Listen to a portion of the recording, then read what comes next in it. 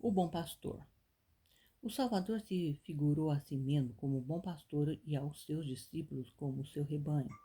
Disse: Eu sou bom pastor e conheço as minhas ovelhas, e das minhas eu sou conhecido. Cristo estava prestes a deixar os seus discípulos e usou dessa imagem a fim de consolá-los. Quando não mais estivesse pessoalmente entre eles, deveriam lembrar-se dessas suas palavras. Sempre que se lhe deparasse o quadro de um pastor guardando seu rebanho, haviam de lembrar-se do amor e do cuidado de seu Salvador por eles. Naqueles países, o pastor costumava demorar-se junto ao seu rebanho, tanto de dia como de noite. De dia, o conduzia através de caminhos pedregosos e florestas, às veredas e abundantes pastagens nas margens dos rios. De noite, vigiava junto dele para guardá-lo de assalto de animais ferozes ou de ladrões que espreitavam por perto. Com ternura, o pastor cuidava das ovelhas fracas e das enfermas. Aos cordeirinhos, os tomava em seus braços e os conduzia no regaço.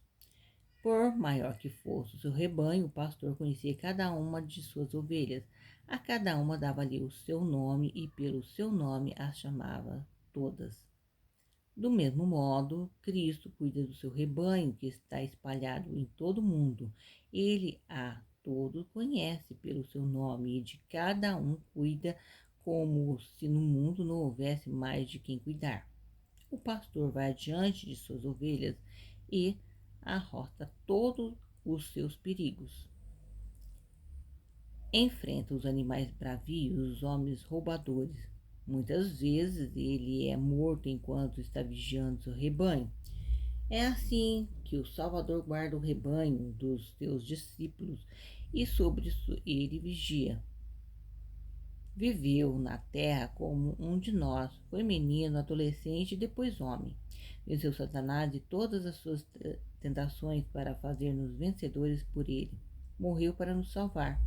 Conquanto esteja agora no céu, não nos tem esquecido um só momento. Guardará segura a cada uma de suas ovelhas. Nenhuma das que o seguem poderá ser arrebatada pelos seus inimigos. Um pastor pode ter 100 ovelhas. Se, porém, uma só lhe faltar, ele não se deixará ficar junto à malhada, mas irá em busca daquela que se havia extraviado. Em noite escura, debaixo de temporais, percorrendo montes e vales, irá em busca daquela que se perdera, não sossegando até que tenha encontrado. E tendo-a achado, a toma em seus braços e a reconduz no seu regaço. Não se queixa das fadigas da busca, mas exclama gozoso: Alegrai-vos comigo, porque já achei a minha ovelha perdida. Do mesmo modo, o cuidado do Salvador não é apenas para aqueles que estão na malhada. Ele diz: O Filho do Homem veio salvar o que se tinha perdido. Digo-vos que assim haverá mais alegria no céu sobre um pecador que se arrependa do que sobre 99 justos que não necessitam de arrependimento. Nós pecamos e nós hemos apartado de Deus. Cristo diz que éramos como ovelhas que se desgarraram do rebanho. Ele veio para salvar-nos e reconduzir-nos ao Pai. E isso que ele chama a tornar e a trazer-nos ao seu rebanho. Quando volvemos ao nosso pastor e abandonamos o pecado, ele diz aos seus anjos: Alegrai-vos comigo, porque já achei a minha ovelha perdida. E os anjos jubilosos exultam, fazendo ecoar pelo céu as mais alegres melodias. Cristo não nos apresenta o quadro de um pastor que torne desiludido de suas diligências por não haver encontrado a sua ovelha. Nisto está a garantia de que nenhuma das ovelhas desgarradas do rebanho de Deus será descuidada por ele. Nenhuma só será privada do seu auxílio. Todo aquele que está disposto a fazer-se resgatar por Cristo há de experimentar o libertamento do pecado. Que cada alma desgarrada cobra ânimo. O bom pastor está à procura. Lembrai-vos de que a sua obra é salvar o que se tinha perdido. Isso se refere a ti, leitor. Duvidar da possibilidade de tua salvação é duvidar do poder redentor daquele que te comprou por um preço infinito. Permite que a fé substitua a tua dúvida. Olha para as mãos que foram traspassadas por ti e regozija-te na sua virtude para te salvar. Lembra-te de que Deus de Cristo se interessa por ti e que todo o céu se empenha na salvação dos pecadores. Quando Cristo andou na terra, evidenciou pelos seus milagres o poder que tem para salvar até os mais afastados. Curando as enfermidades do corpo, demonstrou o poder que tem para afastar do coração as enfermidades do pecador. Ele fez que o coxo andasse, o surdo ouvisse, o mundo falasse e o cego visse. Purificava da lepra os desgraçados imundos, restituía o movimento aos paralíticos e sarava toda sorte de enfermidades. Por sua palavra, até os demônios eram expulsos daqueles que dele eram possuídos. Os que presenciavam essas obras estupendas se maravilhavam, dizendo: que palavra é essa que até o espírito imundo manda com autoridade e poder e eles saem? Sobre a palavra de Jesus, o apóstolo Pedro se sustenta e caminha sobre as águas. Só lhe cumpria ter os olhos fitos em Jesus.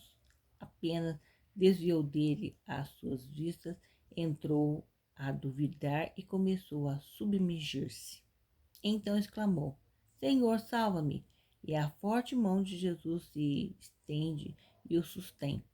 Ainda hoje, essa mesma forte mão se estende para ajudar e salvar a todos os que recorrem a Jesus. Os próprios mortos eram ressuscitados pelo maravilhoso poder de Jesus, quando de Naim saiu Prestito, conduzindo o féretro do filho de uma viúva, saiu-lhe ao encontro Jesus. Conduído da angústia da pobre mãe, Jesus fez parar o Prestito, toma pela mão o mancebo e fala: levanta-se, restituindo com saúde e vigor. A sua mãe, em vista disso, todos volvem para casa regozijando-se e louvando a Deus. Da mesma maneira, Jesus ressuscitou a filha de Lázaro e, por último, Lázaro, que já havia 4 dias jazia morto e sepultado. Quando Jesus voltar à terra, sua voz há de abrir os sepulcros e os mortos em Cristo hão de ressurgir para uma vida gloriosa e imperecível, para então ficarem com Ele para sempre. Maravilhosa obra que Jesus fez quando esteve na terra. Essa obra ele mesmo a definiu em sua resposta aos mensageiros de João Batista, que lhes tinham sido enviados com essa pergunta: És tu aquele que havia de vir ou esperamos outro? Quando os mensageiros de João vieram ter com Jesus, encontraram-no rodeado de grande número de enfermos, aos quais curava. Durante todo o dia, os mensageiros esperavam enquanto Jesus estava incansavelmente ocupado em aliviar a sorte dos que sofriam.